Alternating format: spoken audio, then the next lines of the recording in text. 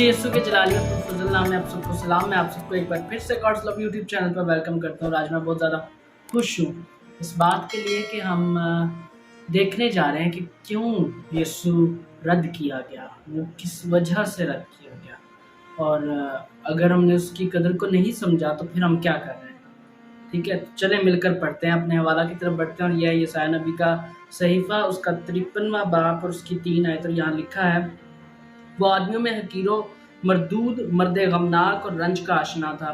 लोग उससे गोया रूपोश थे, उसकी तहकीर की गई और हमने उसकी कुछ कदर ना जानी। आमीन।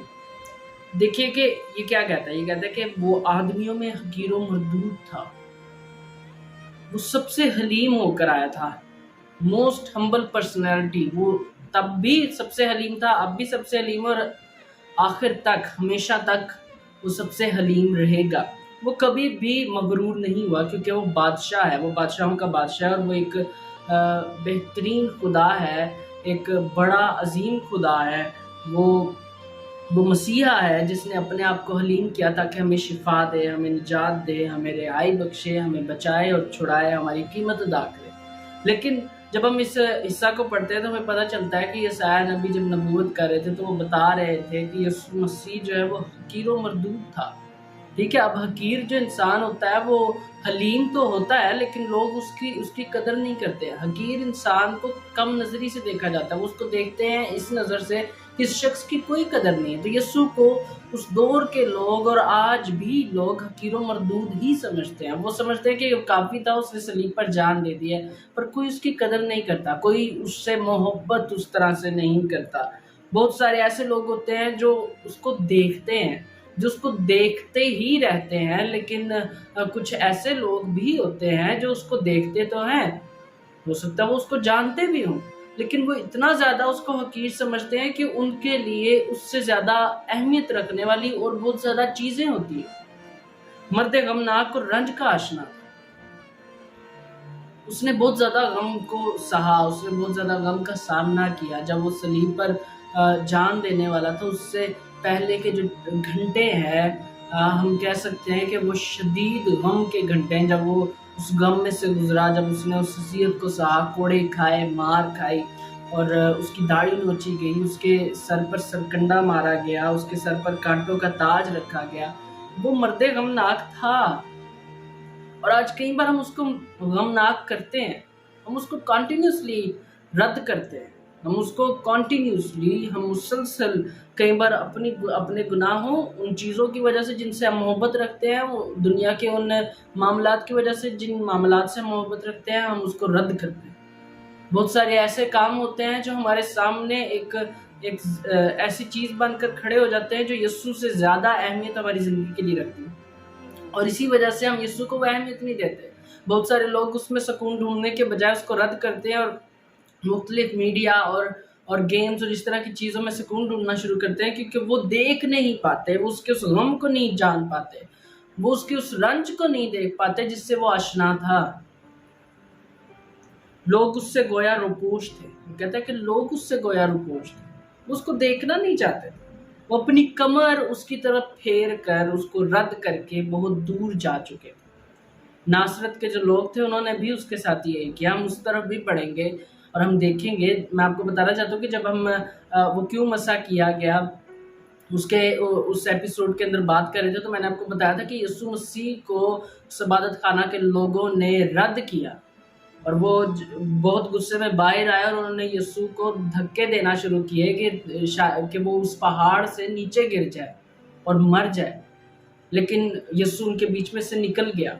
और वो किस वजह से ये कर रहे थे? क्योंकि वो शदीद गुस्से में थे। उन्होंने उसके उस रंज को नहीं जाना, उन्होंने उसके उस काम को नहीं जाना, उन्होंने उसके उस मकसद को नहीं जाना जिसके लिए वो मसा किया गया था। वो मसा किया गया था कि हमें छुड़ाए, वो मसा किया गया था कि हमें बचाए। लेकिन उन्होंने उस बात को नहीं समझा कि वो मसा किया गया तो है कि हमें बचाए, लेकिन किस तरीके से वो बचाने वाला है। उन्होंने उस चीज़ की तरफ गौर ना किया, उन्होंने उसको पहचाना नहीं। वो तो देखते रहे कि शायद कोई मसीहा आएगा, लेकिन वो उस मसीहा को नहीं जान पाए जो उनके सामने پھرتا رہا، جو ان کے سامنے معجزات کرتا رہا، وہ اس مسیحا کو نہ جان پائے جو ان کے سامنے ہی لوگوں کو شفا دیتا رہا، اندھوں کو آنکھیں دیتا رہا، لنگڑوں کو چلاتا رہا۔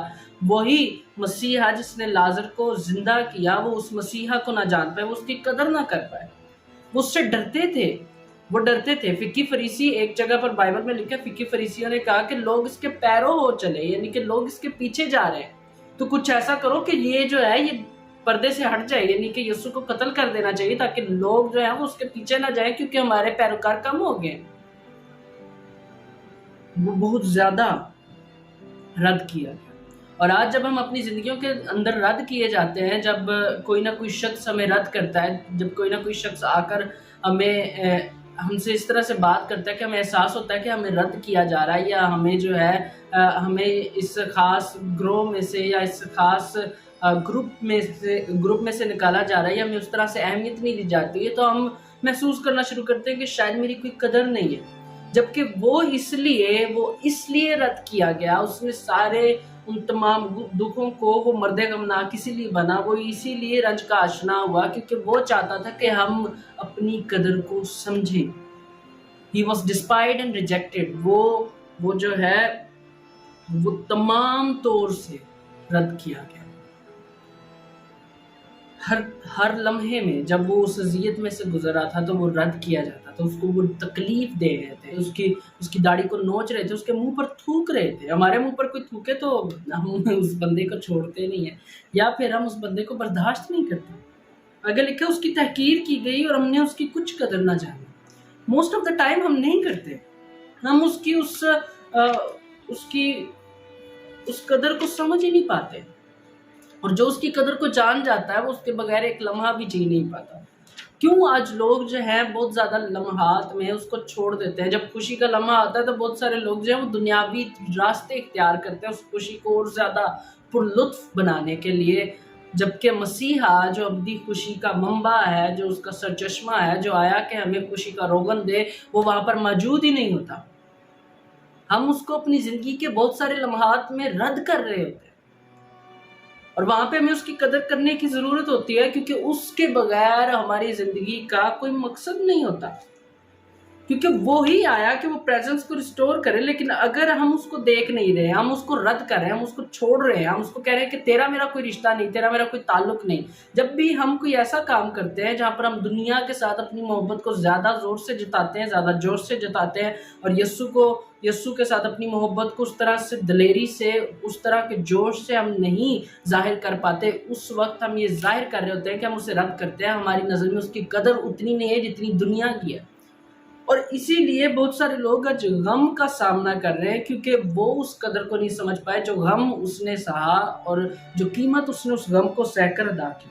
تو اس پروفیسی کی فلفلمنٹ کی طرف چلتے ہیں، اور یہ ہے لوکا کی انجیل، اس کا 4 باب، اس کی 28 اور 29 آیت۔ ہم اس کو پڑھیں گے، اور یہاں پر لکھا ہے، جتنے عبادت خانہ میں تھے ان باتوں کو سنتے ہی قہر سے بھر گئے، اور اٹھ کر اس کو شہر سے باہر نکالا اور اس پہاڑ کی چوٹی پر لے گئے جس پر ان کا شہر آباد تھا، تاکہ اسے سر کے بل گرا دے۔ آگے 30 آیت میں لکھا ہے، مگر وہ ان کے بیچ میں سے نکل کر چلا گیا۔ آمین۔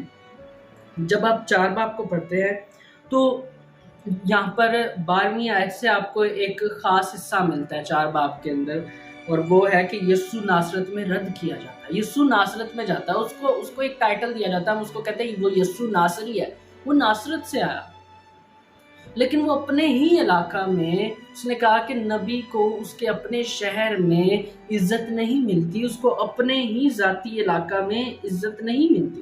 یسوع جب ناصرت میں آیا اور عبادت خانہ میں گیا تو یسوع نے وہ حوالہ پڑھا جس کے بارے میں ہم نے پچھلی 2 ایپیسوڈز میں بات کی ہے، اور وہ یسایہ نبی کا صحیفہ 61 باب پر پہلی 3 آیات، جہاں پر وہ کہتا ہے کہ مجھے مسح کیا گیا، خداوند کا روح مجھ پر ہے، اور اس نے مجھے مسح کیا ہے کہ میں قیدیوں کو رہائی اور اندھوں کو بینائی پانے کی خبر سناؤں، اور کچلے ہوئوں کو آزاد کروں۔ وہاں پر کہتا ہے کہ اسیروں کو آزاد کروں، اور خداوند کے سال مقبول کی منادی کروں۔